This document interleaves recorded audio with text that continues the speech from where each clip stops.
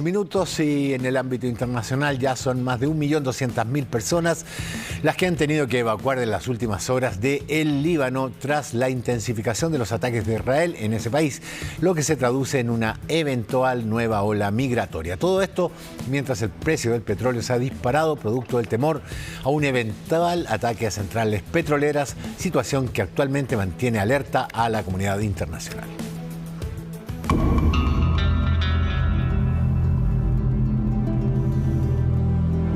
Cielo, mar y tierra, tras la oleada de ataques israelíes al Líbano, ya son más de 1.200.000 personas las que han comenzado a dejar ese país buscando ponerse a salvo. Estábamos atrapados, no había otra manera de salir porque los aviones en Medio Oriente están llenos y el primer vuelo que se puede coger es dentro de 10 días.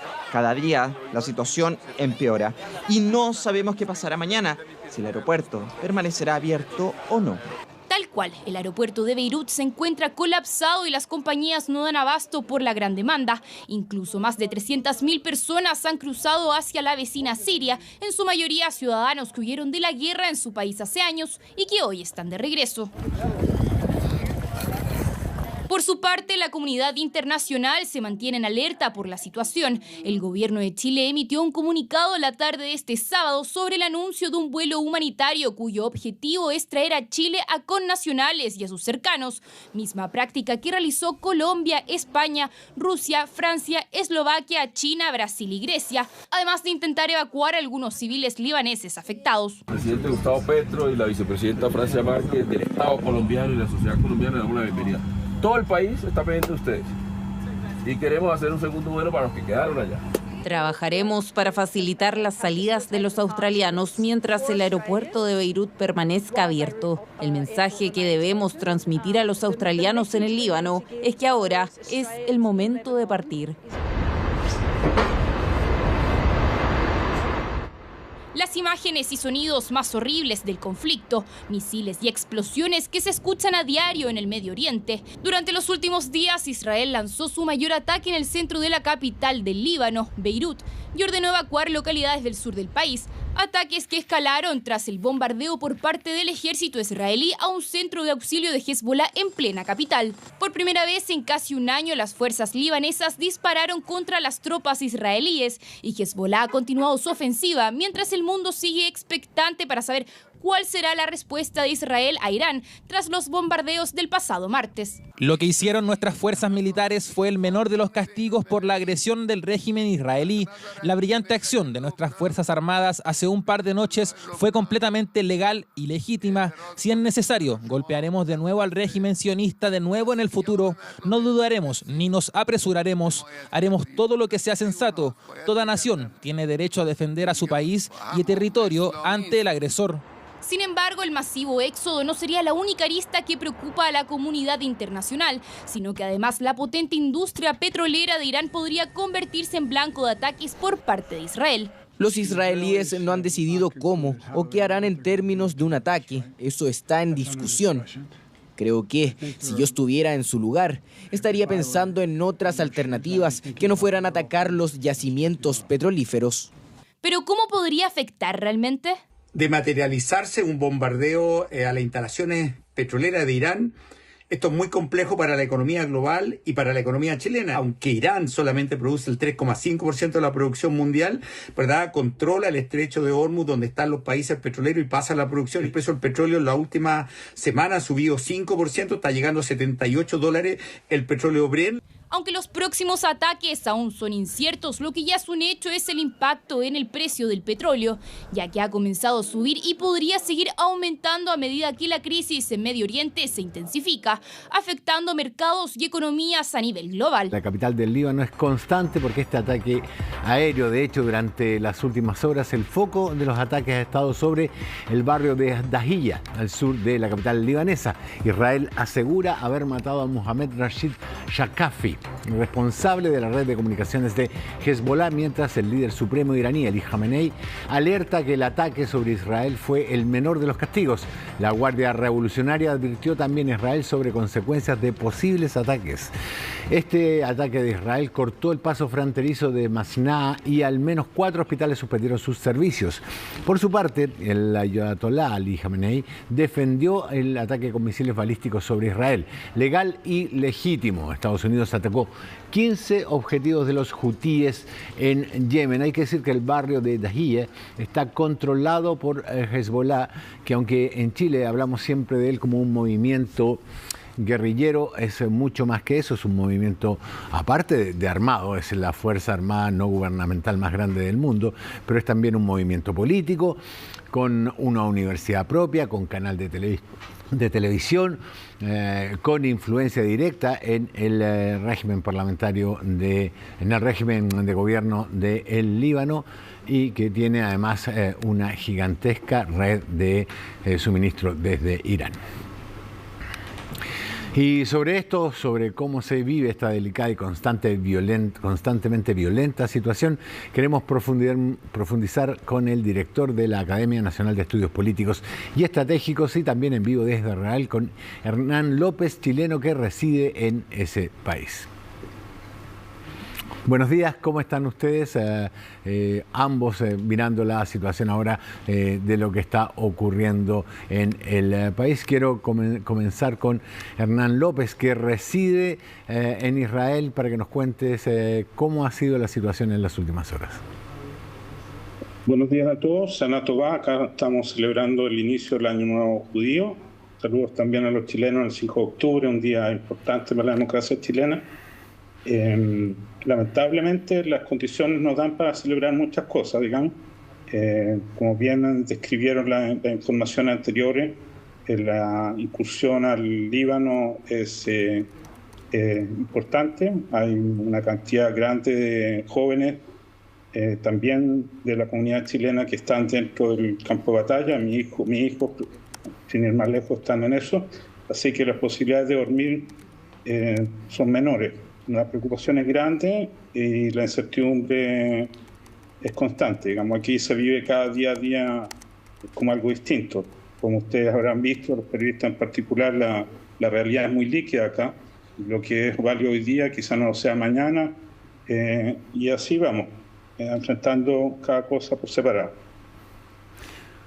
Me gustaría saber cómo se ve desde la dirección de la Academia Nacional de Estudios Políticos y Estratégicos la expansión del conflicto, el riesgo de regionalización. Ronald McIntyre,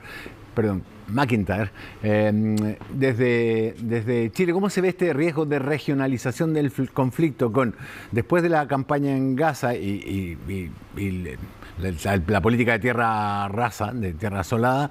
Se ataca en el Líbano y se enfrenta ahora a los hutíes de Yemen y a los iraníes con intercambio misilístico. Estoy viendo un escenario donde hay 4 frentes diferentes, algunos muy lejanos, y que dependen de ataques con misiles o con aviación, lo cual siempre arriesga la extensión del conflicto en las zonas vecinas. Buenos días, Rafael. Buenos días, Hernán. Como decía el primer ministro Netanyahu hace unos días atrás, ellos evalúan ya que está regionalizada la guerra. Hablaba de 7 frentes, o sea, además agregaba Siria e Irak con respecto a los objetivos que en estos momentos estaban atacando. Por lo tanto, yo creo que acá el peligro es que esto se intensifique. O sea, efectivamente, yo creo que el esparcimiento de las acciones de combate en el Medio Oriente ya es un hecho. Ahora, todo el mundo está pensando y está en duda cuál va a ser la reacción de Israel ante el ataque que sufrió la semana pasada, y yo creo que va a ser un ataque, digamos, de características mayores, donde efectivamente van a ir a buscar eliminar ciertas capacidades.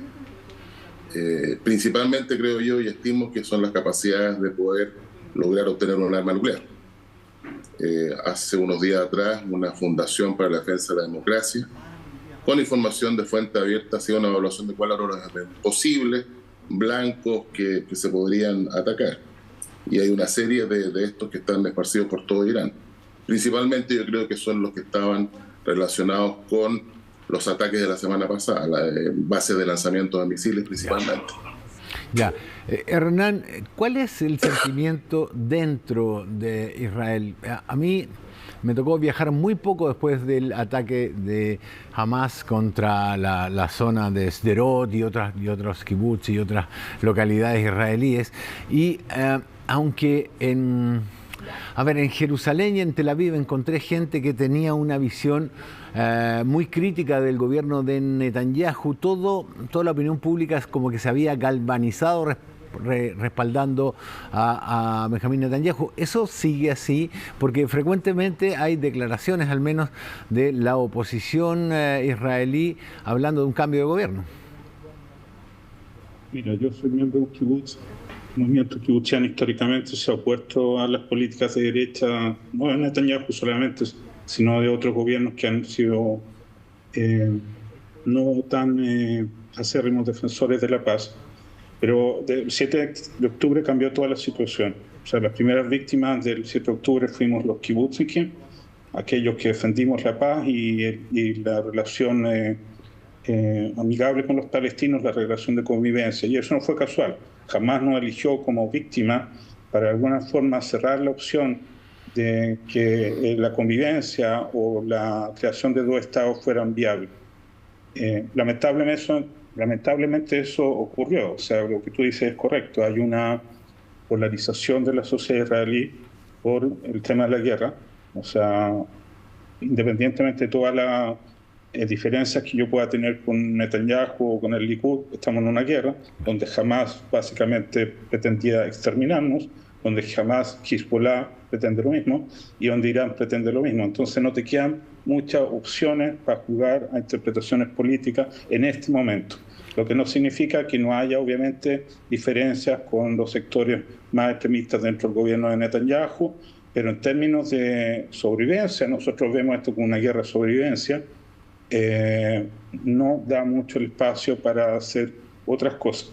Particularmente ahora que en las últimas semanas, digamos, el ejército ha tenido éxitos militares impresionantes, la popularidad de Netanyahu se ha reforzado, no digo que ha crecido porque la gente no es ciega ni es tonta, sabe con quién está tratando, pero le dio un nuevo aire y también fue suficientemente hábil para integrar a un grupo pequeño pero suficiente de parlamentarios de derecha que estaban antes en la oposición para consolidarse como opción política futura.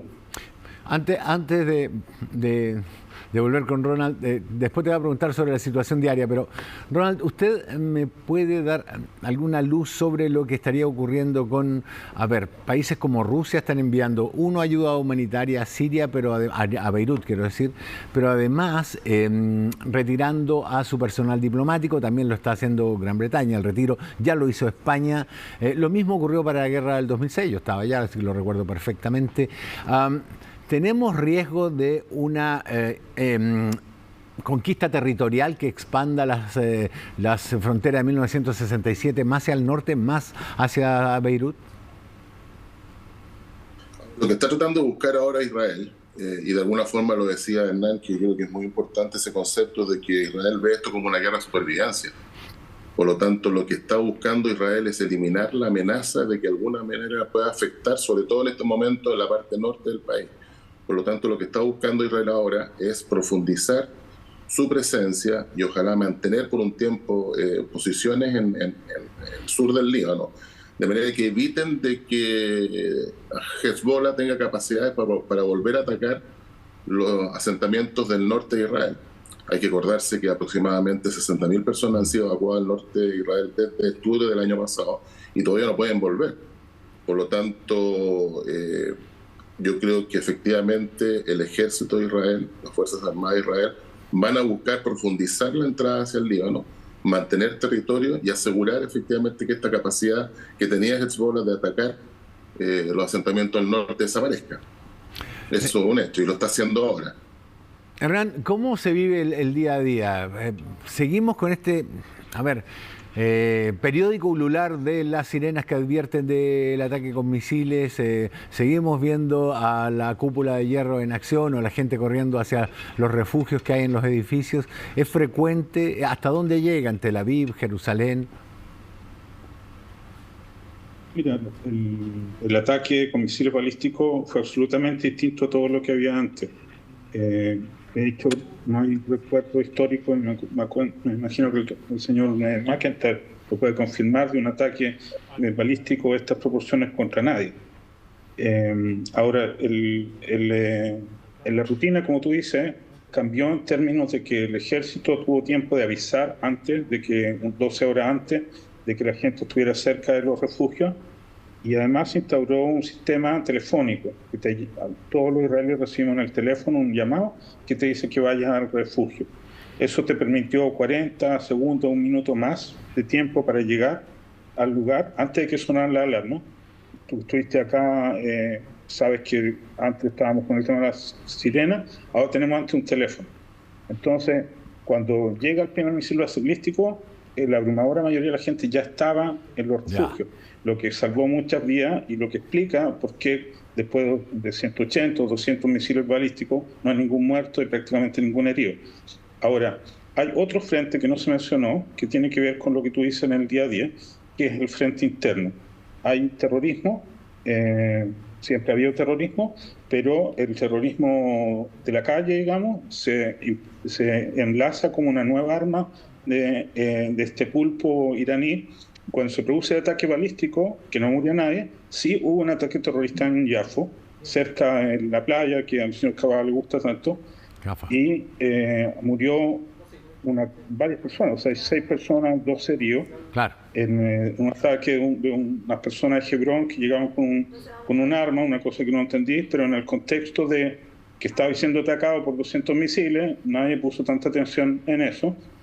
Y al final los 6 muertos se produjeron por un atentado de un terrorista específico. Y ahí ya te trae a complicar, porque entras en una situación que no estaba bien analizada. O sea, yo mismo, que soy miembro del grupo de seguridad del Kibutz, cuando se produce el ataque, nosotros vamos a los refugios. Y cuando estamos dentro del refugio, me mensajea a otra persona del grupo de seguridad y me dice: ¿cómo estamos seguros de que esto es solo un ataque de misiles y afuera no hay terroristas? Yo le dije, bueno, no sé, alguien tiene que salir y ver, porque no hay otra que verlo físicamente. Entonces, hay un cambio, la situación es muy diferente. Los misiles balísticos traen media tonelada, 700 kilos de explosivos, una cantidad inmensamente mayor. La potencialidad de destrucción es mucho mayor. Lo que ocurrió fue casi un milagro que no murió nadie. O sea, fuera este pobre palestino que le cayó un trozo de cosa arriba de la cabeza. Hay muchos trozos de metales por todos lados ahora, y eso, nada. Claro. Don Hernán López, chileno residente en Israel, don Ronald McIntyre, presidente de la ANEP, muchísimas gracias a ambos por el tiempo que nos han dedicado aquí en Chilevisión Noticias. Que tengan una muy buena jornada. Gracias.